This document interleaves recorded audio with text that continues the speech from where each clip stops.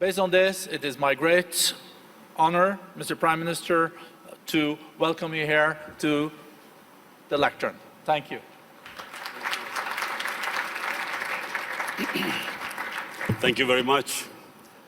First of all, I would like to thank the World Economic Forum for providing me this opportunity to speak to world leaders, business leaders, media people, to give the Pakistan perspective to the world. So I want to thank you specifically for that. Let me just start by saying that I am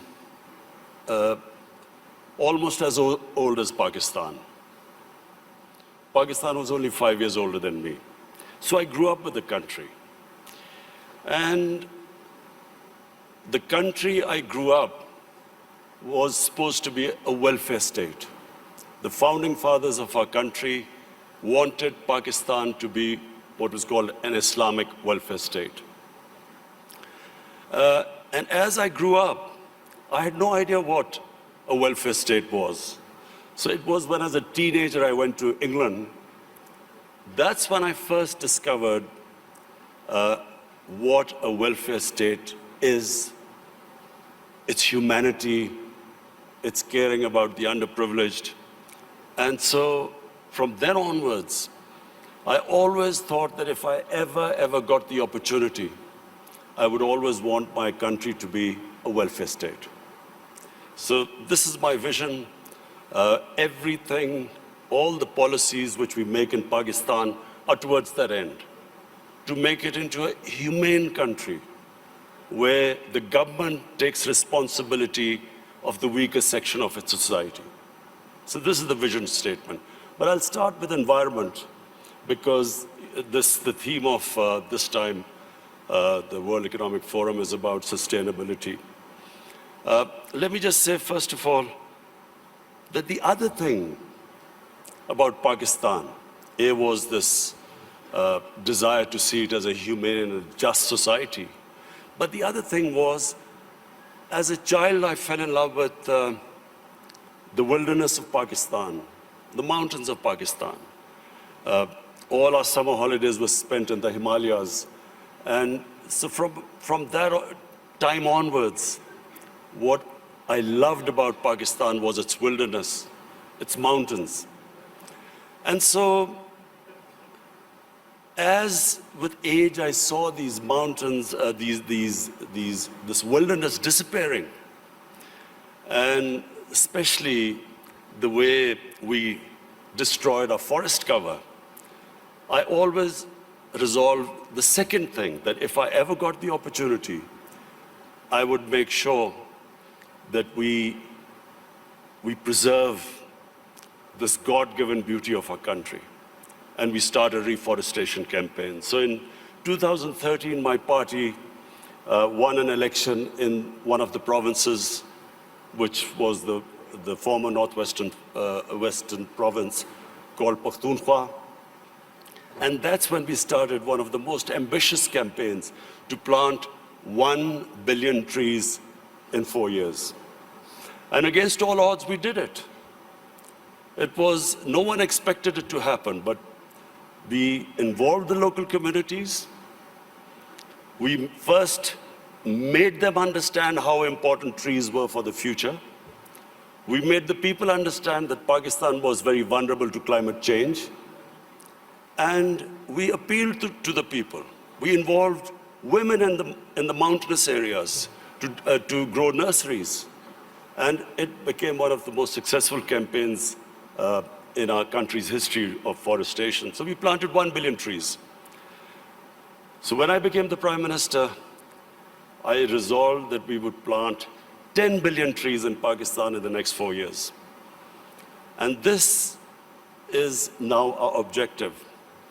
The experience we learned from the KP province, we are now using that experience to grow these nurseries, involve local communities, especially involve women, because they were very good in planting, developing and planting nurseries.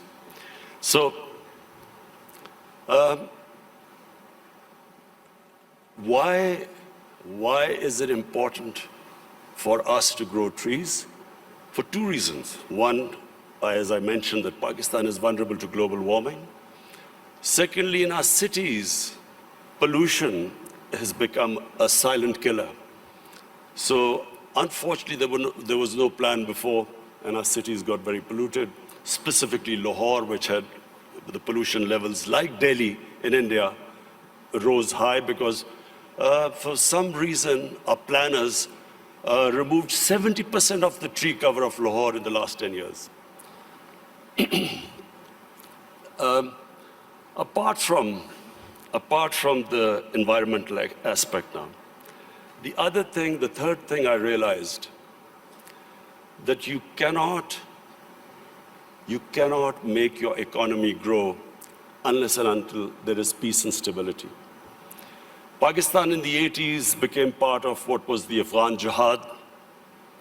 Pakistan became allied with the US to fight for the freedom in Afghanistan from the Soviets. We had militant groups in Pakistan trained to do guerrilla activities in Afghanistan. Once that ended, once the Soviets left, we were left with the militant groups, and Pakistan suffered the consequences. First time ever we had militant groups in Pakistan. We had sectarian groups. We had this called the Kalashnikov culture. We had drugs coming into the country. And that was a watershed in Pakistan. Things started going wrong and as I repeat, for economy, you need stability. You need peace and order. So if you have armed militias in your country, that became one of the impediments on economic growth. Come 9/11, we again joined the US in its war on terror. This time, the same militant groups that were created, Pakistan was required to disarm them. So again, we went through this process. 70,000 Pakistanis died in it. And of course, what was hit was economic growth. And then the image of Pakistan, a dangerous place in the world. So when I assumed power, my government decided that from now onwards, Pakistan will only partner another country in peace. We would not become part of any other conflict. We would not join any country in its conflict. And since then, we have played our part. We have tried to ease tensions between Saudi Arabia and Iran. I also tried to, between the United States and Iran, we tried to do our part, play our part in easing tensions. In Afghanistan, in the peace process now, Pakistan is partnering with the United States to get the Taliban to talk to the Afghanistan government. It is the nearest we are to some sort of a peaceful solution in Afghanistan. The third issue, economics. When my government came into power, as you mentioned, we inherited the worst economic crisis in our history. The biggest current account deficit, the biggest fiscal deficit, where almost reserves which would have lasted about a month. Since then, I must pay tribute to my economic team. And of course, we took very tough decisions. I have been in public eye for 40 years, but the sort of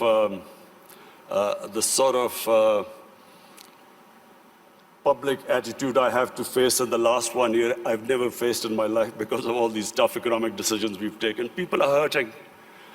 Naturally, when you do stabilization, you squeeze the economy, people hurt. But we have gone through this very tough period. And mercifully, our economy stabilized. The rupee that was falling, it's now, in fact, in the last few months, it's gained a bit. Our stock market has gone up. Investment in Pakistan year to year has gone up by 200%. So things are we are in the right direction, although I have to say we still have a lot of hard work to do. This year now, we are looking towards economic growth. The idea is now so that we provide employment, bring in investment in Pakistan, create the conditions. And I'm happy to say that in 1 year, according to the World Bank, that index of ease of doing business, Pakistan went up 28 points in the ease of doing business. We were in the top 10 countries which made the biggest improvement. What are the advantages of Pakistan? Number one is our population. We are 210 million people. 60% of Pakistanis are below the age of 30. This is the real strength of Pakistan. Unfortunately, we have neglected this young population because we did not concentrate on skill development, equipping them to employ themselves, become entrepreneurs, provide young people to the industry. But now we have started a program of skill development.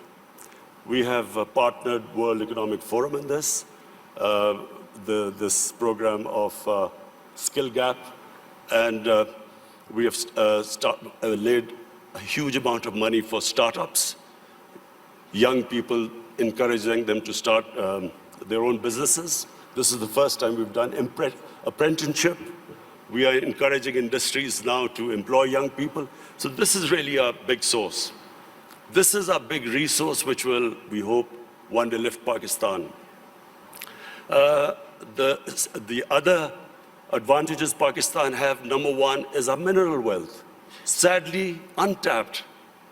Pakistan is sitting on one of the most precious gold and copper reserves. Unfortunately, we've had a few issues, so these reserves have remained untapped, but we have enough reserves that we can pay off all our foreign debt. We also have one of the largest coal reserves. We have rare earth minerals. We have unexplored gas reserves. So the whole government attention now is to develop these resources. We also have very fertile agricultural land. Unfortunately, the practices which we have done, we have not really explored this potential. Our productivity is one of the lowest. So for that, we have got help from China. China has been in the CPEC, what is this, the Pakistan-China economic corridor. We have in that got China to help us in developing the productivity of agriculture sector. And this is, I think, one area where Pakistan can make strides very quickly, because we do have fertile land. Unfortunately, as I said, our productivity is very low. And finally, my vision of Pakistan stems from its strategic location. Pakistan is strategically placed, probably one of the most fortunate positions in the world. On the one side is China, one of the fastest growing markets, and of course, closely allied to Pakistan. Then we have energy reserves in Central Asia. And the moment there's peace in Afghanistan, we then have access to all the markets in Central Asia.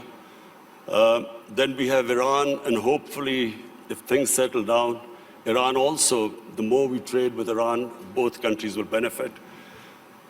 The biggest neighbor, second biggest neighbor is India. Unfortunately and sadly, the situation between India and Pakistan is not what it should have been.